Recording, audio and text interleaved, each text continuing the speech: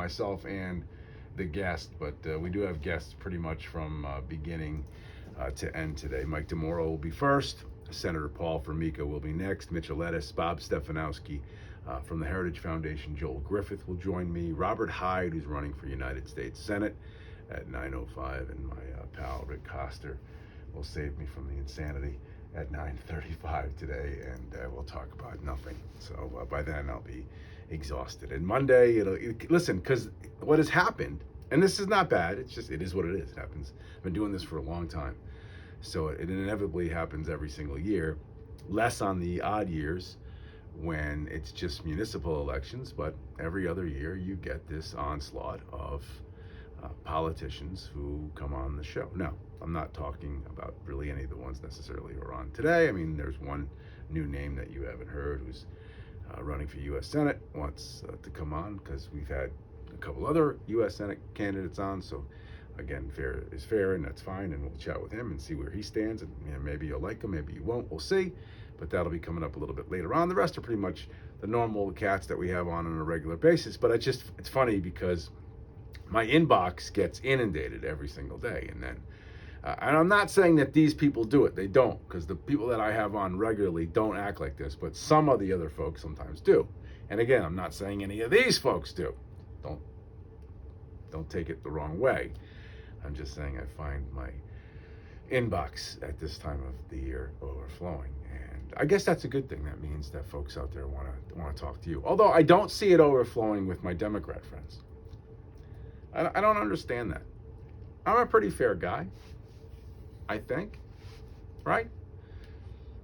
I don't really get you in that gotcha moment, right? If you got a gotcha moment, I'd let you twist yourself out and get yourself in the gotcha moment. I don't necessarily work like that.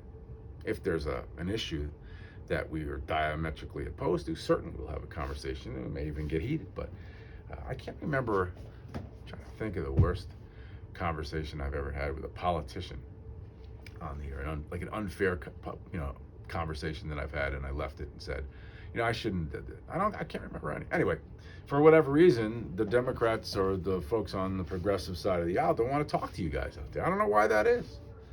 Like, I'm curious about that, because it's an open forum, an open dialogue. I'll even let you pick the topics to a certain extent, right? I mean, if you come on and you're running, I'd love to hear your point of view. I would love to discuss some of the things happening, let's say, on a national level with some of our local politicians. Man, I'd love to have that conversation. Or on a state level. What you think's going on at the port, what you think's happening with Governor Lamont, and what seems to be some very, very sketchy dealings. I'd like to at least get an idea what you're thinking about that. I mean, if you're running for office from a different point of view. And if you think that, we've had leadership that's done a great job in this country, I'd love to have conversations with state Senate candidates or rep candidates from the other side of the aisle, or whoever, Joe Courtney for that matter, or Dick Blumenthal. Would love to have him on. I know he's busy. He's got a lot of communist gatherings to go to, but carve out 15 minutes for this end of the state, right? I mean, for God's sake, we're number one in the ratings. A lot of people are listening. Don't you want to talk to those folks, Dick? I don't even try Chris Murphy because he's not running, so he doesn't care about you. He doesn't need you right now, so he won't bother. But Dick may need you. Dick may need you. Right? I mean, you don't need Dick. I don't think you do. Maybe some of you do. Maybe some of you like Dick, but I don't know. To me, no thanks. Not my cup of tea. Anyway, I think I've veered far enough off this path, and I better get back on it before I get in trouble. The world for Facebook is sort of not that good this morning, isn't it? I know there's a lot of things we can talk about, but I just wanted to mention this because there's a couple other things I want to get to. But, I mean, maybe you thought you had a bad day yesterday, right? I don't know, maybe you had a tough day, raining. I had a tough day yesterday. I'm not going to get into it, but yesterday was a little bit of an emotional day for me for whatever reason. But, well, I know the reason, but not to, I don't want to talk too much about it, but maybe later on in the show. But the crash of Facebook, the biggest wipeout in history. So, I mean, maybe there's been a day in the stock market where you lost a couple thousand, maybe 10,000. You know, who knows? I don't know. The guy lost, I guess, $252 billion yesterday. $252 billion. Meta went down. Now, I don't really, exactly know why it collapsed. Zuckerberg, I guess, blames TikTok for some reason, but I don't know, I'll get to the bottom of that. It's not really that. It's not important to me. I mean, Facebook, and once Facebook, allowed me to get hacked and then did nothing about it, literally could care less about it. Not that I had a lot of respect for those guys before, but I realized it was, it's a means to their end, and we use it because it's an easy platform to navigate. Everybody's on it, so it is what it is. But I don't really feel sorry at all for Zuckerberg and his $250 billion that has evaporated. So Biden takes credit for the ISIS leader killing himself. I'm glad the guy is dead. I'm sad that he, took half of his family with him. What a coward. But did you get a chance to see Joe Biden yesterday? I mean, I was sitting here and we were working on I wasn't working on equipment. The engineers were in here working on the equipment, and the man came on the television, the telly, to tell everybody that they had gotten this terrible human being, and he blew himself up. I mean, Biden looked. This is not. Again, I say this honestly because I'm nervous for the country. Like, I'm concerned for the country. He looks terrible, and he walks like your great grandfather walked, at the end. Very, very small, deliberate steps, very measured. Like, he doesn't want to reach out too far for fear of falling. I mean, you can see it. I don't need to explain it to you. It's concerning to me. In particular, when China and Russia now are getting really cozy. Let me explain something to you, make it easy. Russia by themselves, not much of a threat to the United States anymore militarily. I mean, they do have nukes, so that makes it obviously an issue.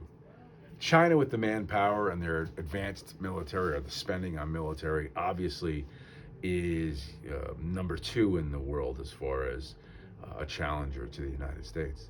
But you combine the both of those together, like if they became an alliance, like an unbreakable alliance, man, that's not. I'm saying it's a game changer, because we still would be, by all accounts, the baddest cat on the block. But wow, I mean, when you throw 1 billion people into the mix, to Russia and their nuclear arsenal and their military, and China to their, something happens. Now you've got yourself a serious issue. Now you got World War III. Right? I mean, I'm not predicting that like Nostradamus would, but an alliance between China and Russia, like a strong alliance, where we move there, they move together as one, not good. And how about this? To talk about projecting weakness. This is why we shouldn't go to the Olympic Games.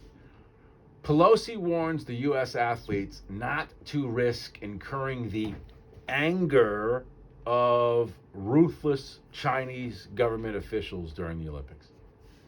And she says, and I quote, where's that quote? Speaking at the Congressional Executive Commission on China hearing, Pelosi told the athletes that they are there to compete and not to risk incurring the anger of the government officials, because they are ruthless. So don't you dare speak your mind over there, or they will hurt you.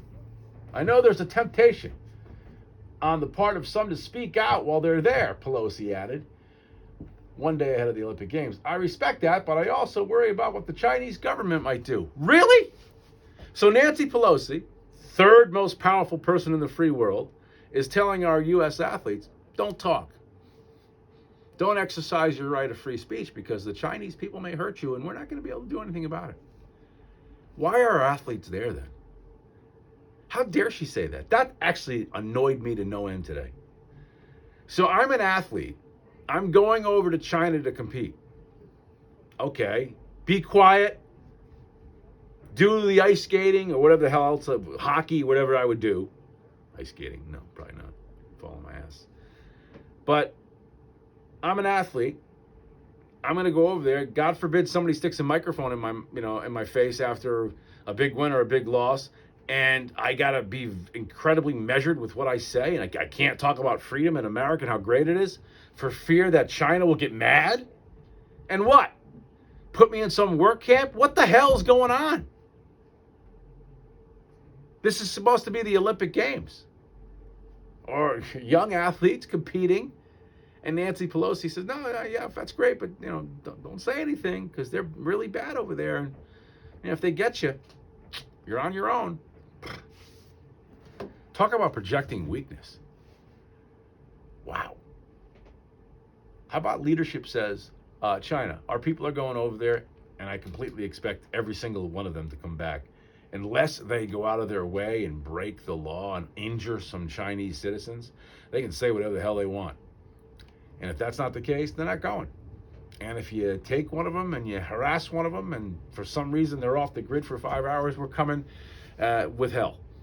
I mean, we don't do that anymore because we have a feeble president. We get walked over. And that's why you've got, Russian troops on the verge of invading the Ukraine and a China-Russia alliance that could, break the back of the free world. And it's all happened in a year. Think about that. This has all come to pass in a year and a month. Inflation through the roof.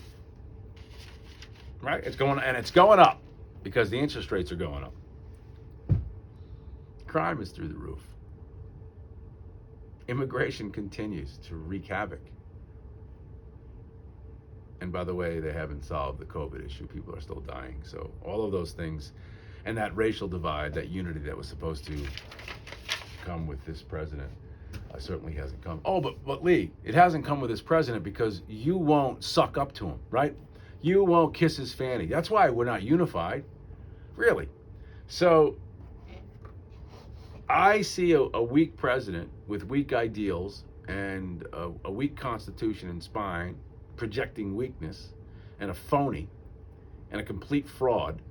And I say he's not my president, and I'm chastised, yet all of the folks on the other side of the aisle said Trump's not their president. Well, they're somehow looked on as moral heroes.